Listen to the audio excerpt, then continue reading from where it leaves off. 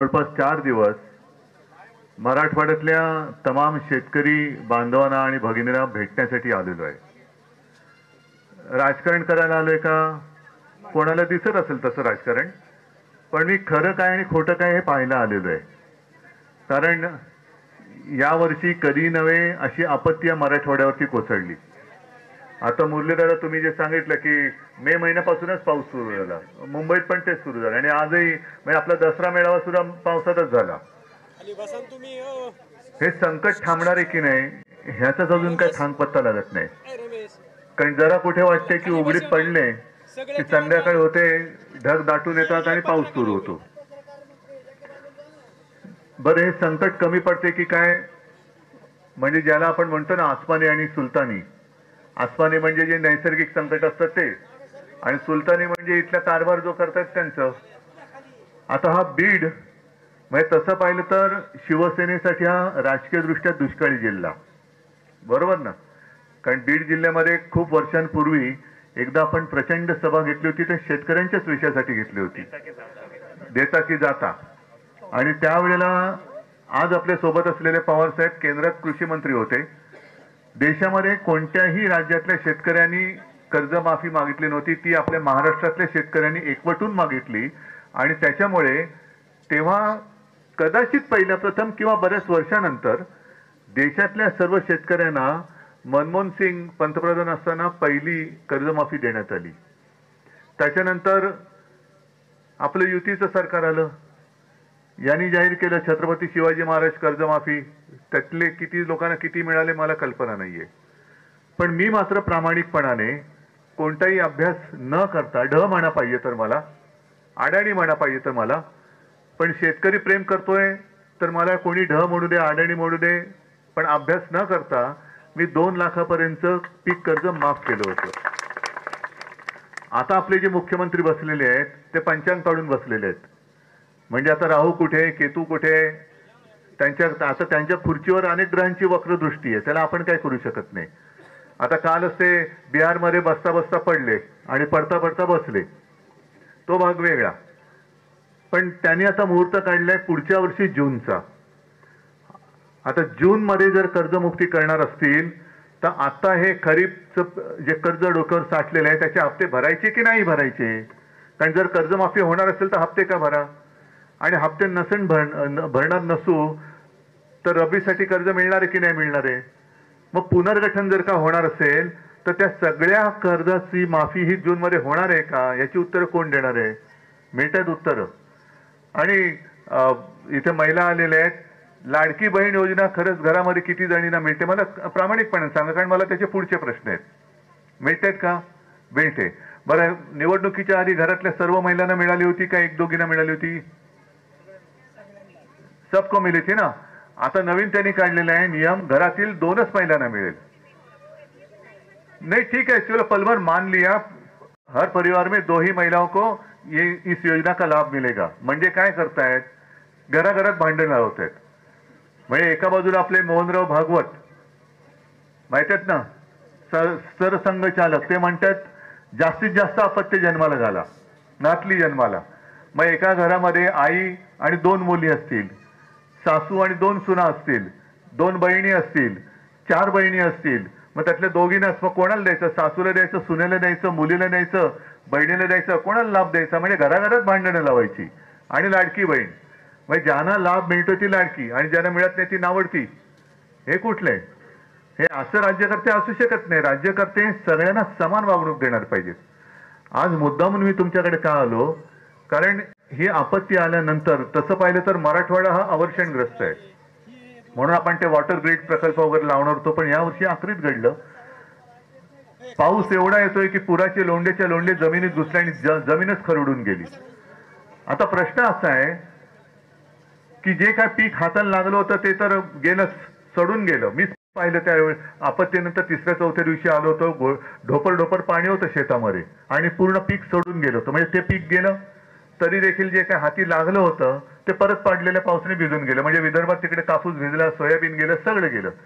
त्यातूनही जर काही कोणाच्या हाती लागलं असेल तर मुरलीजी सांगा, त्याला हमी भाव तरी नीट मिळतोय का? मग काय, कशासाठी शेती करायची?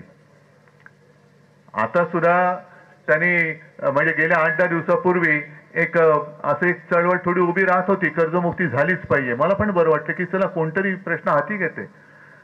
मग त्यानं मुख्यमंत्र्यांनी बोलून घेतलं, कोपऱ्याला गुळ लावून सोडून दिलं.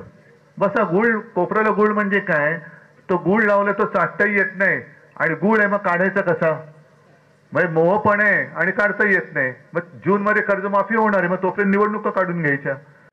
आता नगरपालिका नगर परिषदेच्या लावल्यात, पण जिल्हा परिषद लावण्याची धमक नाही. मग तुमच्या तोंडी काहीतरी काय लावायचं मधाचं बोट, जून मध्ये कर्जमाफी करणार, आत्ता मतं द्या. मग त्यांना सांगायचं पहिलं आम्हाला कर्जमाफी द्या, मग तुम्हाला मतं देतो. आहे असं तुम्ही निर्णय घेऊ शकणारच का? तुम्ही जे आता म्हणालात ना की काहीतरी मार्ग काढा, मार्ग हाच आहे. सरकार जर दगाबाज असेल तर दगाबाजाला दग्यानेच मारायला पाहिजे. जर दगा आपल्याशी कोण करत असेल तर त्याला सुद्धा त्याचेच दात त्याच्या घशामध्ये घातले पाहिजेत. आता जर का तुमच्या इकडे निवडणुका लागतील, अजून इथे निवडणुका तशा जाहीर नाही झालेल्या, जिल्हा परिषदेवर लागतील आणि जे सरकारी येतील मंत्री संत्री वाजंत्री घेऊन, त्यांना सांगायचं पहिलं माफी दे, कर्जमुक्ती कर, माफी नाही. माफी हा शब्द चुकीचा आहे, कारण माफी कोणाला देतात? गुन्हेगाराला. माझा शेतकरी गुन्हेगार नाहीये, माझा शेतकरी हा अन्नदाता आहे. त्याच्यामुळे आम्हाला कर्जमुक्ती पाहिजे. ती निवडणुकीच्या आधी केली तर आणि तरच तुला मत देऊ. कारण निवडणुकीच्या आधी माझ्याकडे व्हिडिओ आहेत देवेंद्र फडणवीसांचा, आमचं सरकार आल्यानंतर शेतकऱ्यांचा 7-12 करू, कोरा कोरा कोरा, अरे चोरा, आता कुठे गेलास, आता कुठे गेलास? आणि अजित पवारांचं पण आहे, तो शोधतोय मी, कर्जमुक्त माफी नाही केलं तर नाव लावणार नाही. मग आता काय लावणार? तर तुम्ही सुद्धा ते काहीतरी शेतकरी म्हणून एकवटणार आहात की नाही? आहे ना, आता हिंदू मुसलमान इकडे बसलेले आहेत, मग पुन्हा जातीपाती म्हणजे पहिल्यांदा काय करायचं, हिंदू मुसलमान मध्ये मारामारी लावा. मग हिंदूंमध्ये मराठी अमराठी करा, मग मराठी माणसामध्ये मराठा मराठी तर करा. मग आपण एकमेकाची डोकी फोडत बसायची आणि आपले मस्त डोक्याला तेल चंपी मालिश करत सत्ता भोगून मोकळे. आता नाही चालायचं असं. मी तुम्हाला जे काय प्रश्न विचारतोय, लाडक्या बहिणीचे विचारले, किती जणांना मिळतोय लाभ, आता KYC करायचं, मग त्याच्यामध्ये सुद्धा घोटाळा आहे. अनेक तिकडे या लोकांनी बापे घुसून ठेवलेत महिलांच्या नावाने, त्यांनी पैसे काढलेले आहेत. त्याच्यानंतर आता ताई तुम्ही जी यादी वाचली, पर हेक्टरी, आमचं तर म्हणणं आहे पर हेक्टरी 50,000 रुपये मिळालेच पाहिजेत. पूर्ण कर्जमाफी झालीच पाहिजे, ही मागणी आहे. कर्जमुक्ती झालीच पाहिजे ही मागणी आहे. पण तरी देखील त्यांनी जे काय पॅकेज जाहीर केलं, इतिहासातील सगळ्यात मोठं पॅकेज कुठे जे जाहीर कोणी केलं? मुख्यमंत्र्यांनी केलं ना. दुसरे दोघं जे आहेत ते अनर्थ मंत्री आणि तिसरे जे दाढी खाजत फिरतात ते नगर विकास मंत्री. ते काय उपमुख्यमंत्री नाहीयेत, कारण ते संविधानात उपमुख्यमंत्री हा शब्दच नाहीये. त्याच्यामुळे हे नगर विकास आणि अनर्थ मंत्री आहेत. हे उपमुख्यमंत्री पद ह्यांना नुसतं चिकटवलंय, पण हे उपमुख्यमंत्री नाहीयेत, मिरवतायत. तर ते येतील तेव्हा त्यांना विचारा की तुम्ही जाहीर केलं होतं की आम्हाला कर्जमुक्त करणार, झालं ना, आता वर्ष झालं, अजून एक वर्ष, अजूनही महिनाभर 6 महिन्यानंतर म्हणजे त्यांनी जे काय केलं होतं 2017ला जी कर्जमुक्ती त्यांनी केली होती, छत्रपती शिवाजी महाराजांचं नाव लावलं, पण किती जणांचं खरंच त्या योजनेत कर्जमुक्त झाले? आणि आपल्या सरकारने जी केली होती महात्मा ज्योतिबा फुले 2 लाखापर्यंत पीक कर्ज माफ किंवा मुक्त, ह्यातली कर्जमुक्ती किती लोकांना मिळाली?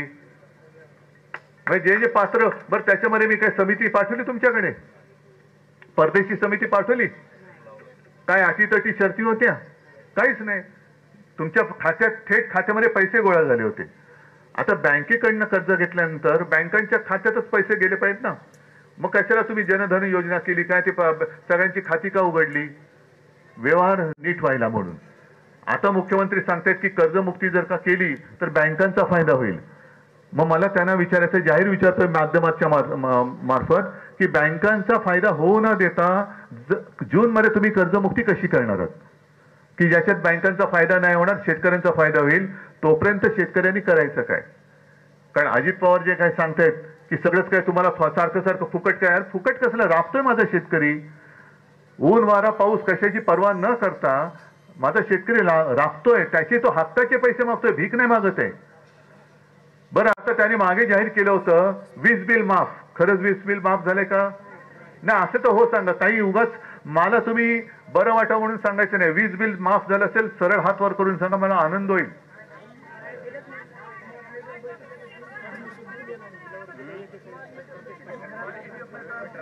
नाही नाही, शेतीचं, कृषी पंपाचं शेतकऱ्याचं झालंय ना. मग ताई आता खरडून गेलेल्या जमिनीमध्ये माफ केलेल्या विजेने कशी शेती पिकवणार? आहे का उत्तर? कृषी पंपाचं जर वीज बिल माफ केलं असेल आनंदाची गोष्ट आहे, पण त्या विजेचं घेऊन करू काय? आता जमीन खरडून गेलेली आहे, वीज घेऊन करू काय? कारण शेतकरी म्हणते तुमचं आता आमची कर्जमुक्ती करा, हेक्टरी 50,000 रुपये द्या, पण पहिला आता रब्बीचा हंगाम घ्यायला आमची जी माती वाहून गेली माती तर द्या. म्हणजे माती गेलेली आहे वाहून, त्याच्यानंतर कर्ज डोक्यावर चढलेले, गुरंढोरं जनावर जी वाहून गेली, किती जणांना पैसे मिळाले? कोंबड्यांचे पैसे किती जणांना मिळाले? शेळ्या मेंढ्यांचे किती जणांना मिळाले? अरे पण कागदावर लिहिले ना इतिहासातली सगळ्यात मोठं पॅकेज म्हणून. म्हणजे इतिहासातला सगळ्यात मोठा दगा हा या मतचोरी करून आलेल्या सरकारने माझ्या शेतकऱ्याला दिलेला आहे. मी सोडणार नाहीये, पण प्रश्न मी तुम्हाला विचारतोय. आम्ही संघर्ष करतोय. एक 4 दिवसापूर्वी सुद्धा मुंबईमध्ये मोठा मोर्चा काढला. कशासाठी काढला? काय विषय तुमच्याकडे आला? मत चोरी म्हणजे तुम्हाला कळलं काय? म्हणजे शेतकऱ्यांनी पहिली समजा, तुम्हाला समजून सांगतो, शेतकऱ्यांनी पहिली पेरणी केली आणि पाऊस नाही आला, मग काय करावं लागतं? दुबार पेरणी, बरोबर ना? समजा दुर्दैवाने त्याच्यातही पाऊस नाही आला तर तिबार. म्हणजे मी हे दुबार तिबार पेरणी ऐकली होती, इकडे दुबार तिबार मतदार नोंदलेत. म्हणजे एकाच नावाने इकडे पण मतदान करतोय तो, तिकडे पण मतदान करतोय तो, तिकडे पण मतदान करतोय. आणि तुम्हाला भेटायच्या आधी मी जिथे पैठणमध्ये गेलो होतो तिथला आमदार तर सांगतो बाहेरून 20,000 का किती मतदार आणले आणि आम्ही जिंकलो. मग तुम्ही काय करताय? तुमच्या नावावरती तुम्हाला असं वाटतं हे तुम्ही निवडून दिलेलं सरकार असेल, आनंदात राहा. मला काही तुमच्यात आणि सरकारमध्ये यायचं नाहीये. पण जर सरकार मतचोरी करून आलेलं असेल, जर सरकार दगाबाजी करून कारभार करत असेल, तर मग मात्र त्याला जाब हा विचारावाच लागेल. मी आज मुख्यतः जास्त करून बोलायला नाही आलेलो, मी तुम्हाला बोलतं करण्यासाठी आलेलो आहे. जे तुम्ही आता सगळं बोललात ना, हे अशा अडचणी येतात, मंत्री येतील त्यांच्या समोर उभे राहून प्रश्न विचारा प्रश्न. तुमचा हक्क आहे, तुम्ही मत दिलंय ना, मतदान केलंय ना, आणि 5वी बहुमत आहे. ठीक आहे, आज आपला अंबादास विरोधी पक्षनेता पण नाहीये तरी सुद्धा फिरतोय, खैरे साहेब खासदार पण नाहीये तरी पण फिरतायत, बाकी सगळे आपले पदाधिकारी. काय सत्ता आपल्याकडे? आमचं सत्तेशी काही देणं घेणं नाहीये, पण जे माझे जीवाभावाचे, ज्यांच्यासाठी आम्हाला सत्ता हवी, कारण जर आज आपलं सरकार असतं तर मी तुम्हाला रडायला दिलं नसतं, तुमच्या डोळ्यात मी अश्रू येऊ दिले नसते. तर आता ही वेळ आलेली आहे की सगळ्यांनी एकजुटीने उभं राहायचंय. विसरून जा सगळे तुमच्यातले मतभेद काय असतील सगळे बाजूला ठेवा, पण पहिलं या दगाबाज सरकारला धडा शिकवा. आणि म्हणून मी सरकारला एक नाही म्हटलं तरी तुमची जूनची मुदत आम्हाला मान्य नाही आहे का रे? आणि जूनची मुदत जर का सरकार देत असेल तर मुख्यमंत्री आता आलेच म्हणतात, कारण मी तुमच्या बरोबर फिरतोय. मुख्यमंत्री कुठे आहेत? म्हणजे महाराष्ट्रातला शेतकरी आपत्तीमध्ये संकटात सापडलाय. अन्नदाता शेतकरी विचारते खाऊ काय, पण त्याला वाऱ्यावर सोडून मुख्यमंत्री बिहारमध्ये. आणि माझ्याकडे तोही व्हिडिओ आहे की मुख्यमंत्री तिथल्या प्रचारक सांगतायत कि आपले पंतप्रधानचं सगळ्या राज्यावरती प्रेम है, लेकिन अंदर की बात मैं बताता हूं, प्रधानमंत्री जी का सबसे ज्यादा प्यार बिहार पे है. म्हणजे महाराष्ट्र काय सावत्रपोर काय का तुमचा? का महाराष्ट्र काय गुन्हेगार आहे तुमचा?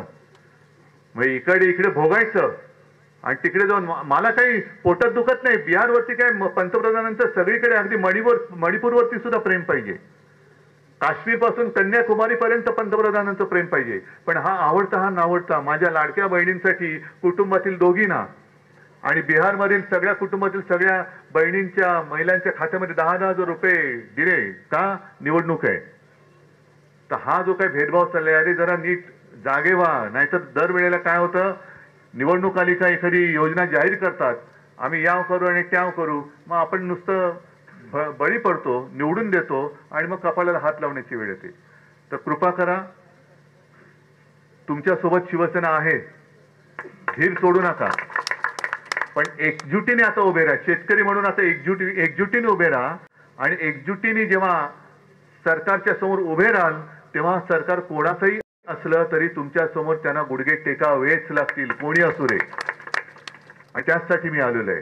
या सगळ्या गोष्टी यादी वगैरे घेऊन जातो, हे जाऊन काही घरी घेऊन उशा म्हणजे असं घेऊन झोपणार नाहीये. विधिमंडळाचं अधिवेशन येते, त्या विधिमंडळामध्ये हे सगळे प्रश्न हे सरकारला थेट तोंडावरती विचारल्याशिवाय आम्ही राहणार नाही. आणि माझं तर म्हणणं असं आहे की जी मदत सरकारने जाहीर केले, दिवाळीच्या आत देणार होते, दिवाळी होऊन गेली, अजून एक पैसा आलेला नाहीये. काल सुद्धा मंत्रिमंडळाची बैठक झाली, मग तणातणी झाली, असं कळलं की आम्ही जाहीर केले मदत, अजून अधिकाऱ्यांमध्ये काढला. काय करणार अधिकारी, पैसे जाहीर केले, दिलेत कुठे? तर हे सगळी नाटकं आता बंद करा. लोकांना आता कळलंय, लोकांच्या डोळ्यावरती जी खोट्या थापांची पट्टी भाजप आणि त्यांच्या सगळ्या मित्रपक्षांनी बांधली होती ती आता गळून पडलेली आहे. आता जनता जागी झालेली आहे. आणि म्हणून तुम्हाला एकच विनंती करतो की कुठेही धीर सोडू नका. ज्या ज्या काही गोष्टी, आता पीक विम्याची सुद्धा हीच कथा आहे. पीक विमा सुद्धा मी आता जास्त मोठं बोलत नाही, कारण आणखीन पुढच्या 3-4 ठिकाणी जायचंय. तर या सगळ्या ताई, तुम्ही ही जी माहिती दिली ना, अशी माहिती सगळ्यांनी सगळ्या सर्कलमधनं मला गोळा करून पाहिजे, की जेणेकरून अधिवेशनाच्या वेळेला भर सभागृहात त्यांना ही त्यांच्या समोर ठेवून त्यांना त्याच्यावरती मी जाब विचारेन. ठीक आहे, एक मोर्चा आपला झालेला आहे. सरकारने जर आता लवकरात लवकर कर्जमुक्त केलं नाही तर केवळ मराठवाड्यात नाही तर संपूर्ण महाराष्ट्रामध्ये महाराष्ट्रातला शेतकरी रस्त्यावरती उतरून सरकारचा चक्का जाम केल्याशिवाय राहणार नाही, हा इशारा आज मी सरकारला देतोय. सगळ्यांना धन्यवाद. जय हिंद, जय महाराष्ट्र. देवेंद्र फडणवीसने 12,000 रुपये मागणी केली विरोधी पक्ष.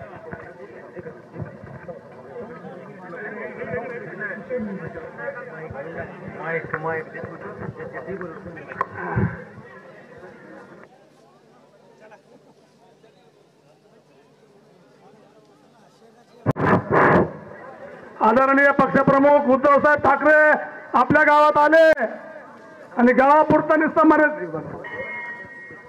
कुठेही मोठमोठी सभा न करता या ठिकाणी गावकऱ्यांना भेटले. साहेब, मनपूर्वक धन्यवाद.